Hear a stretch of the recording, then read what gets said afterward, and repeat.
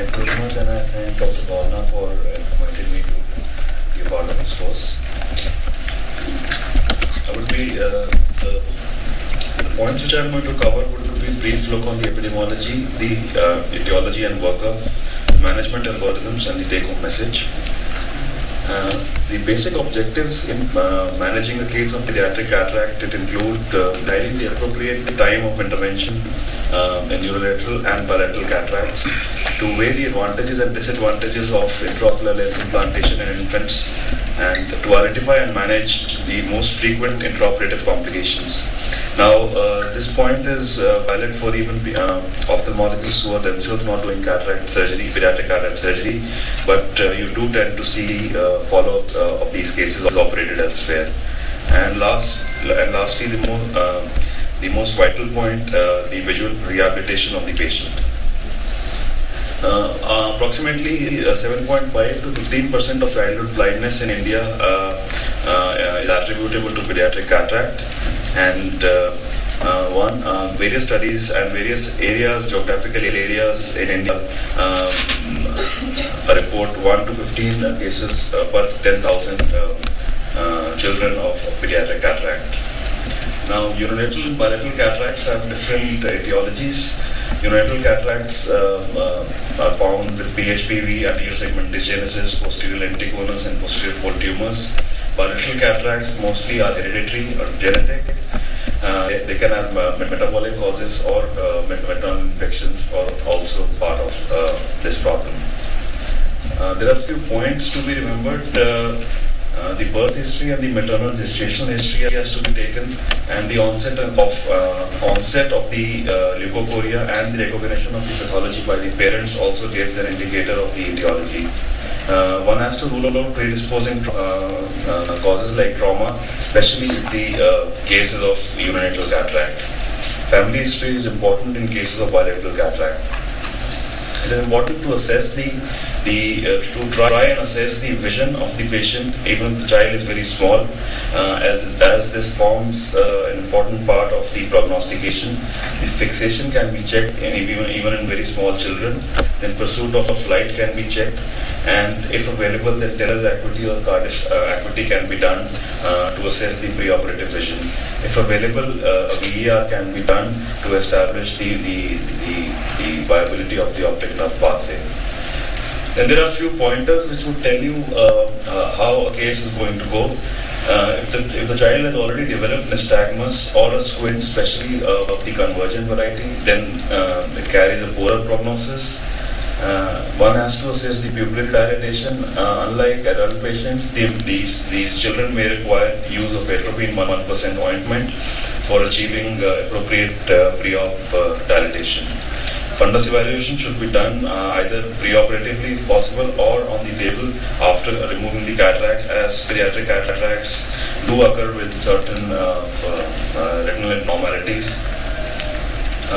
Systemic investigation required in all cases. It is required if the cataract is bilateral in nature or one has a positive family history.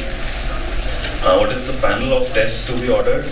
The TORCH tests, which includes the IgM and IgG titers, blood sugar levels, RBC levels, VDRL, urine amino acids, and if possible, genetic analysis and karyotyping can be done, especially if the cataract is familial in nature. An important question in pediatric cataract surgery is the timing of the pediatric cataract. Now, if the cataract is unilateral, then it's an emergency, and the child has to be operated as soon as possible, if possible within the first 6 weeks. In these cases, we see that mostly the pre-anesthetic considerations are the usual impeding factor in deciding when to operate, and as soon as the child is fit from the anesthetist point of view, one can take up the surgery. Bilateral surgery can be done within about 10 to 12 weeks. I'm defining what is visually significant cataract. If it is visually insignificant, then one can wait or watch. But if it is visually significant, the criteria are very specific, then one has to operate.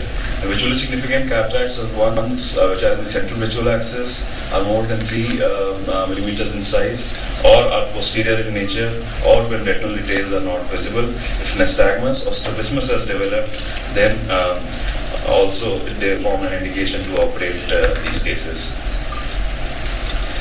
When to implant a intraocular lens? Now there is general consensus now that any pediatric cataract child with an age of above 2 years is generally suitable for an intraocular lens implantation.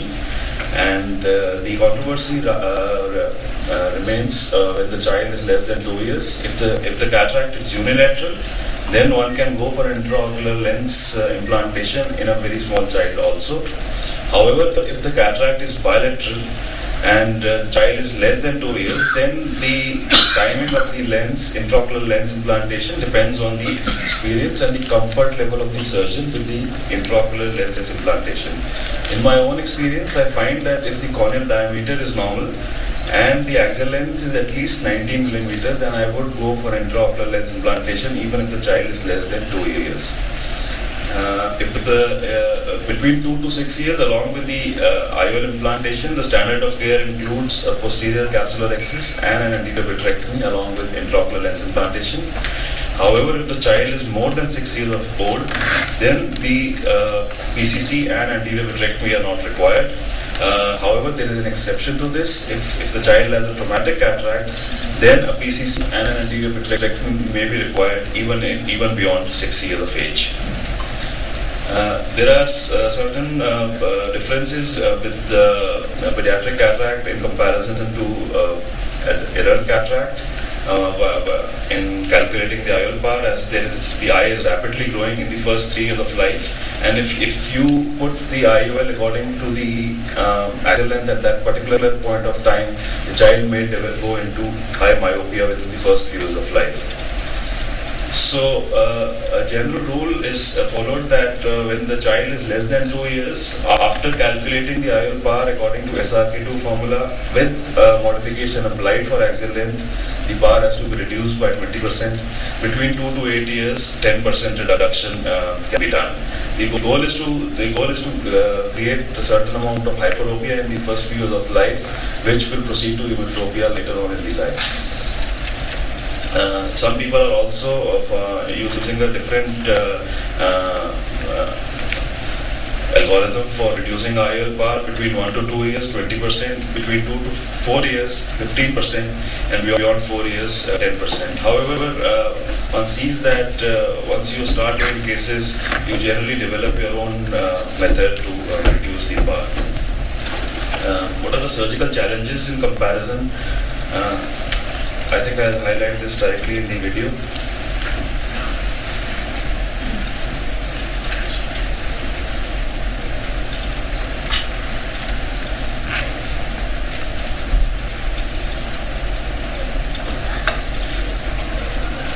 So I have edited this video so as to highlight all the surgical steps. A child's eye usually has very low sterile rigidity, so you need fresh sharp blades to make the incisions. We have now shifted to 2.2 millimeter incisions. In this scenario, we do make the side port at about 90 degrees in comparison to the adult eyes, where the side port is a little closer to the main port.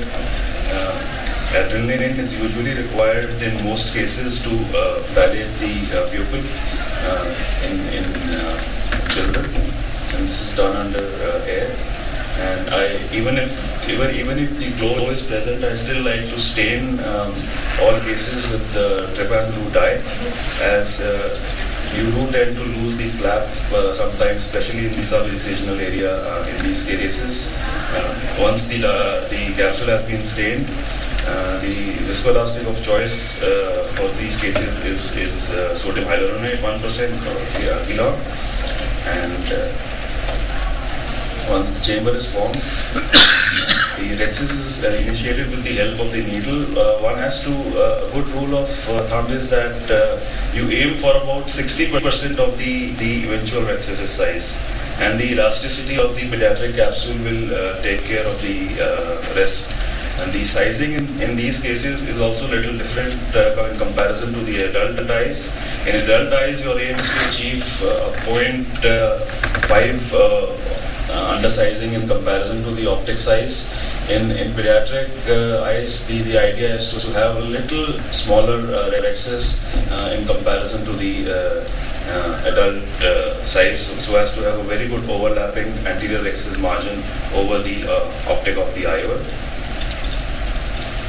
Having done this, I sometimes avoid hydrodissection. In fact, especially if there is good glow all around, as I find that avoiding hydrodissection actually makes it easier to remove the cortical fibers in one go. However, if you're not comfortable with this, you can do hydrodissection. I find that, as you would see, that if avoiding the hydrodissection in such cases actually helps to remove the lens matter in one go.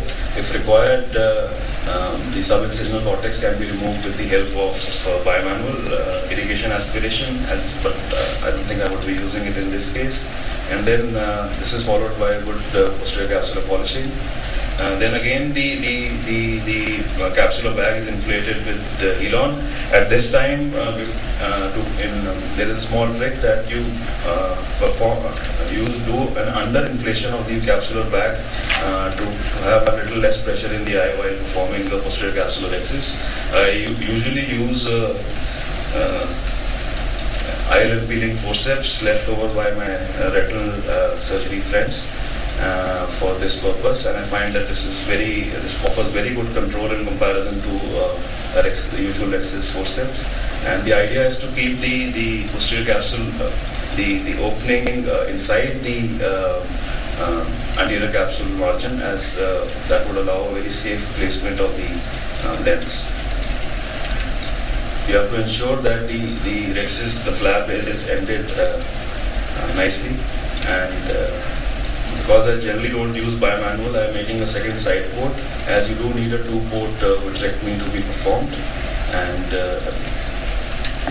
so you go under the rhexis margin a little bit, and you do anterior vitrectomy. The end point of anterior vitrectomy is when the posterior, as you would see when you begin the anterior vitrectomy, the posterior capsule tends to come a little anteriorly. Once it falls back, that is a good endpoint for the anterior vitrectomy.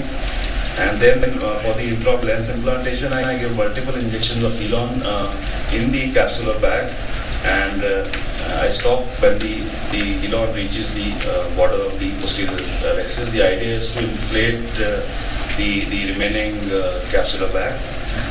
The intraocular lens implantation is also slightly different. While in the adults, usually you do a wound-assisted intraocular lens implantation. Here the cartilage has to be taken inside the eye, and the lens is left. Do not try to implant the lens directly into the bag, as it can go into the posterior chamber. The idea is to open it, and then using a Sinskey hook, the lens is positioned into the bag. Again, there is no dialing involved here, as that can disturb the vitreous phase. So the lens is dialed and put into position, and before removing the viscoelastic, the main port is sutured. Again, the 2 side ports would help in this.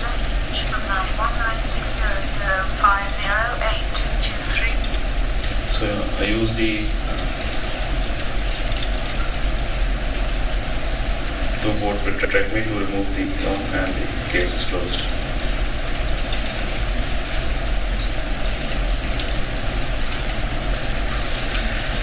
So, other than the routine complications which you see in adult cataract surgery, there are certain things which are specific in pediatric cataract surgery, which include severe inflammation and inflammatory membrane formation. Wound leak and loss of anterior chamber can also be seen. Other complications which are seen are most importantly visual axis opacification, which is very frequent if the surgery is done before 6 months. However, the incidence drops very rapidly after the age of 6 months.